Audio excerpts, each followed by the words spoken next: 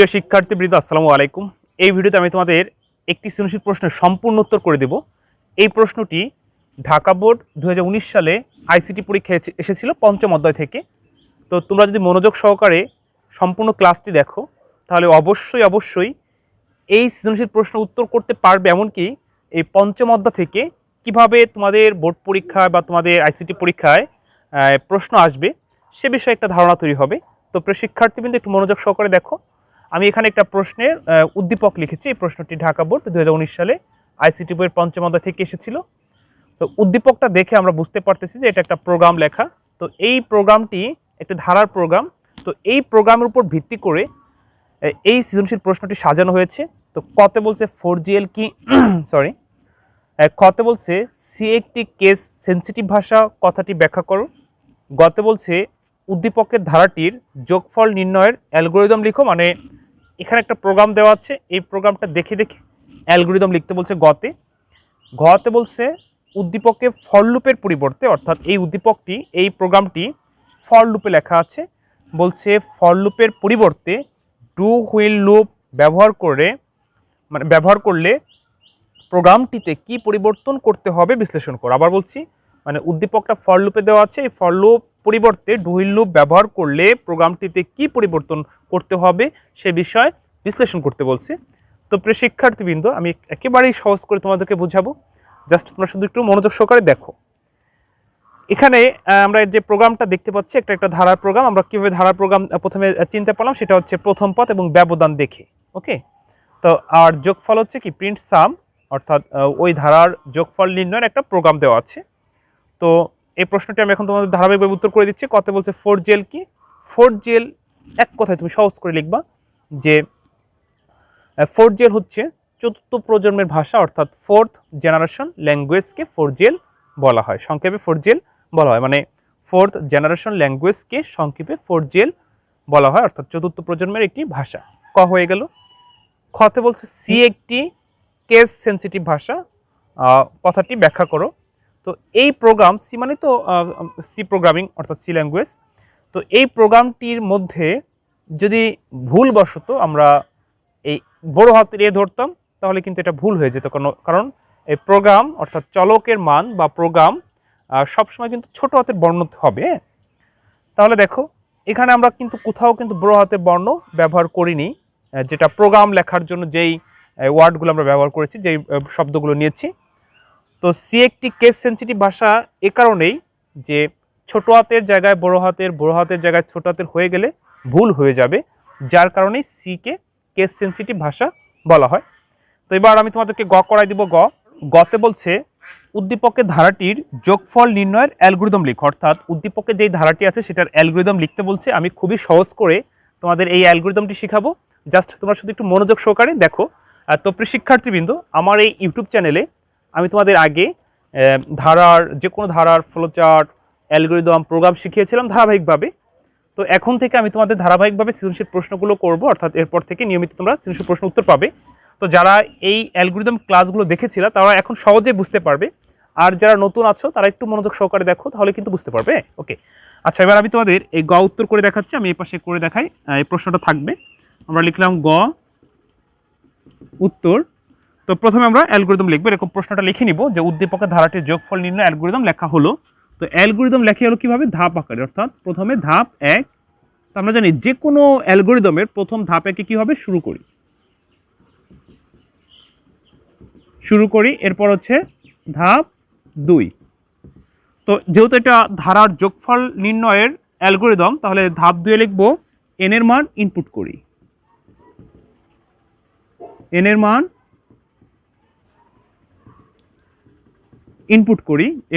Input করি। এরপর হচ্ছে ধাপ 3। তো ধাপ 3-এ একটু লক্ষ্য করো, ধরো এই যে একটা প্রোগ্রাম, এটা হচ্ছে শুরু এই পর্যন্ত। তো এই পর্যন্ত শুরু ছিল, আমরা ধাপ 1-এ লিখছি শুরু করি। এরপর হচ্ছে ইনপুট, ধাপ 2-এ লিখলাম n এর মান ইনপুট করি। এবং ধাপ 3-এ কি লিখবো? ধাপ 3-এ লিখবো চলক, যেহেতু ওরা এ ধরছে আমরাও তাই লিখবো চলক এর সমান অন। এবং আমি লিখে দিচ্ছি, দেখো মানে এই একটি ফরম্যাটে, একটি মানে যে কোনো ধারার জন্য এই একটি ফরম্যাট মনে রাখলে কিন্তু হবে। চলক এর সমান অন, এবং যেহেতু চলক এর সমান অন দেওয়া আছে, এবং যোগফল এর সমান 0 ধরি, এর সমান 0 ধরি। আচ্ছা, এরপর আমরা ধাপ 4-এ যাব। ধাপ 4-এ মানে এখন আমরা ধাপ 4-এ অর্থাৎ এই প্রক্রিয়াকরণের এই কথাটি লিখব। ধাপ 4 হলো অ্যালগরিদমের ক্ষেত্রে, দেখো একটু লক্ষ্য করো, আমরা ধাপ 4 হচ্ছে এই সূত্র দুটি দেব, অর্থাৎ ব্যবধান আর এটা নির্ণয় করি। তাহলে এখানে লিখব এ প্লাস প্লাস মানে অন ব্যবধান, এ প্লাস প্লাস এবং এস সমান সমান এস প্লাস এ ইন্টু এ, অর্থাৎ এই ধারাটি স্কয়ার আকারে ছিল, নির্ণয় করি। এরপর আমরা ধাপ 5-এ যাব। ধাপ 5-এ লিখব এই শর্তটা তুলে ধরবো, অর্থাৎ শর্তটি এরকম আছে যে চলক n এর থেকে ছোট বা সমান হবে। তাহলে এই কথাটি আমরা তুলে ধরবো, লিখব যদি চলকের মান n থেকে ছোট বা সমান হয় লিখে কমা দেবা, যদি এমন হয় তাহলে 6 নং ধাপে গমন করি,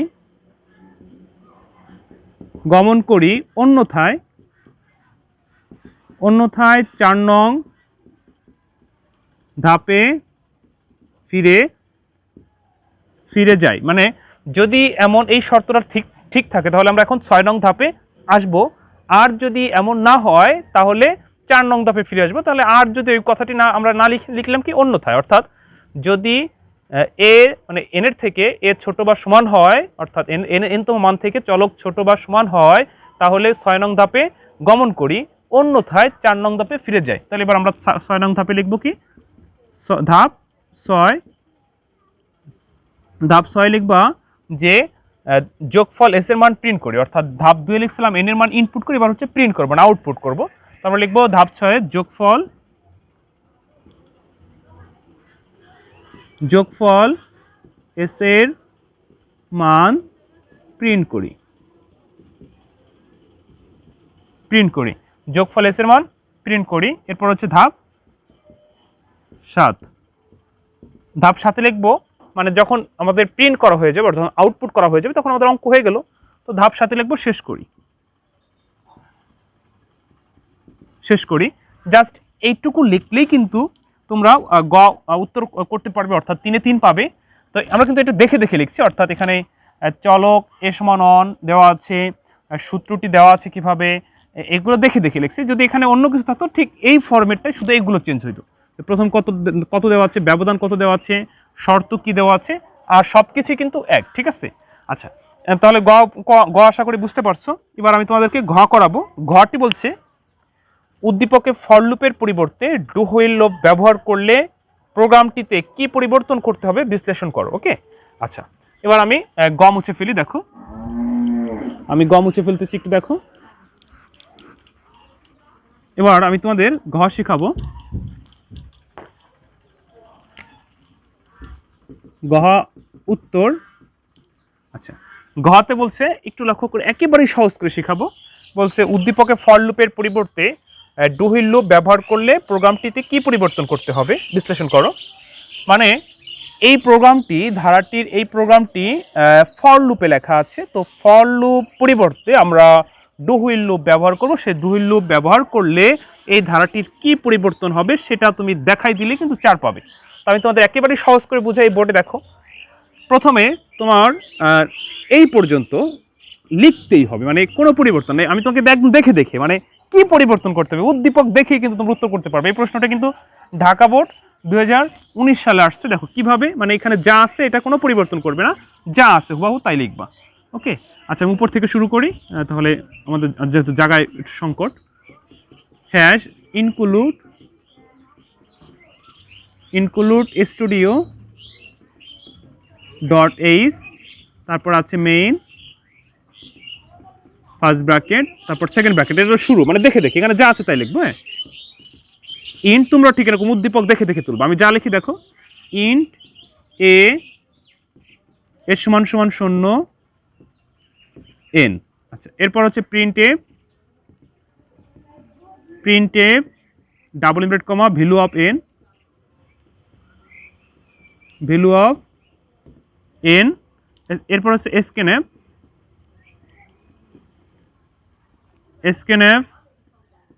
double inverted comma %d double inverted comma তারপর হচ্ছে অ্যান্ড চিহ্ন n।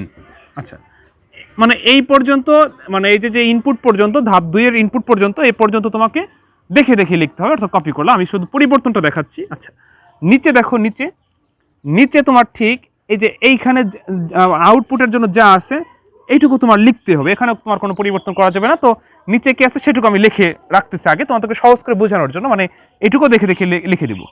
আচ্ছা, কি আছে? প্রিন্টএফ ডাবল ইনভার্টেড কমা সাম %d double inverted comma S মানে হচ্ছে কি সাম। তুমি এখানে সাম, আমরা এখানে যা আছে সেটাই লিখবো। হ্যাঁ, আমরা নিজের মাতুবরি করবো না, আমরা যা পাবো তাই লিখবো। আচ্ছা, এরপরে সেকেন্ড ব্র্যাকেট দিয়ে শেষ করছে। আচ্ছা, তাহলে এই পর্যন্ত কোনো পরিবর্তন হবে না। এই ফর লুপের নিয়ম লেখার পরে আউটপুটের জন্য কোনো পরিবর্তন হবে না, শুধু এই ফর লুপ ঠুক পরিবর্তন করে ডু হুইল লুপ দেখালেই কিন্তু আমরা 4 এ 4 পাবো। এবার ফর লুপের পরিবর্তে ডু হুইল লুপ কীভাবে লিখতে হয় এটা কিন্তু আমি গত একটা ভিডিওতে তোমাদের ফর লুপ থেকে হুইল লুপ পরিবর্তন শিখিয়েছিলাম। তো ফর লুপ থেকে ডু হুইল লুপ শিখাই নেই, তবে এইটার মাধ্যমে তোমরা এখন শিখতে পারবে। দরকার পরে আমি শুধু ফর লুপ থেকে ডু হুইল লুপে যাওয়ার বিস্তারিত একটা ক্লাস আপলোড করব। তো দেখো কীভাবে লিখতে হবে। যেহেতু ডু হুইল লুপে বলছে, তো প্রথমে আমাদেরকে লিখতে হবে হচ্ছে এই যে এখানে দেওয়া আছে আমাদের এ সমান সমান অন এবং ব্যবধান হচ্ছে এ প্লাস প্লাস। তো আমরা এখানে লিখবো হচ্ছে এ সমান সমান অন। তো এই ডু লিখে দেখো আমরা ডু লিখে দিব সেকেন্ড ব্র্যাকেট। তো এই সেকেন্ড ব্র্যাকেটের মধ্যে আমরা এই ব্যবধানটার সূত্রটা লিখব। তো ব্যবধান হচ্ছে এ প্লাস প্লাস মানে অন, আর সূত্র হচ্ছে এস সমান সমান এস প্লাস এ ইন্টু এ সেকেন্ড ব্র্যাকেট শেষ। ওকে, আচ্ছা, এবার ডু হুইল লুপ বলছে, হুইল লিখে আমরা সিদ্ধান্ত দিব। হুইলের মধ্যে হলো এই অংশটুকু হবে, মানে ডুর ভেতরে কোনটা লিখছি, এই যে এই অংশটা, আর হচ্ছে এই সূত্রটি।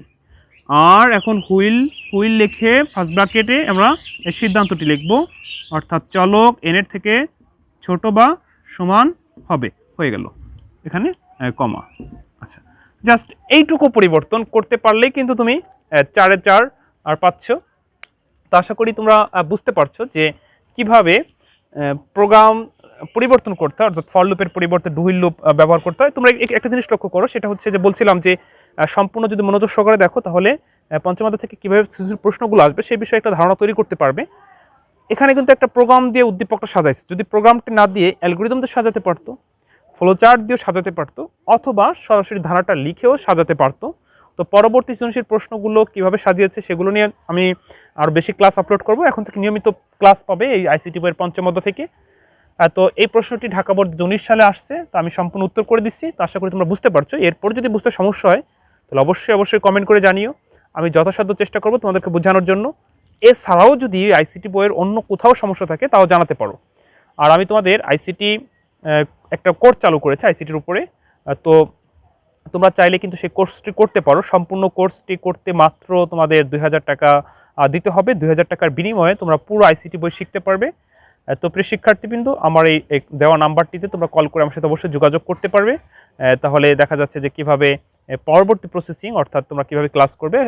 ক্লাসটি কিন্তু আমি যে অনেক আছে ভিডিও বিক্রি করে, ভিডিও বিক্রি না, তোমরা সরাসরি ক্লাস করবে, মানে অনলাইনে সরাসরি ক্লাস, লাইভে এসে সরাসরি তোমরা আমাকে প্রশ্ন করতে পারবে, আমার সাথে কথা বলতে পারবে, কোনো সমস্যা নাই। আর তোমার কোথাও কোনো সমস্যা হলে, কোনো অজানা কিছু থাকলে তুমি জানার চেষ্টা করবে, আমাকে বেশি বেশি করে প্রশ্ন করবে, সব আমি বিরক্ত হব না ইনশাল্লাহ। তো যা হোক প্রিয় শিক্ষার্থীবৃন্দ, যা বলতেছিলাম যে তোমরা এই সৃজনশীলটা প্রশ্ন বুঝতে পারছো। যদি বুঝতে সমস্যা হয় আবার বলছি অবশ্যই আমাকে জানিও, আমি দরকার হয় তোমাদের আরও সহজ করে বোঝানোর চেষ্টা করব।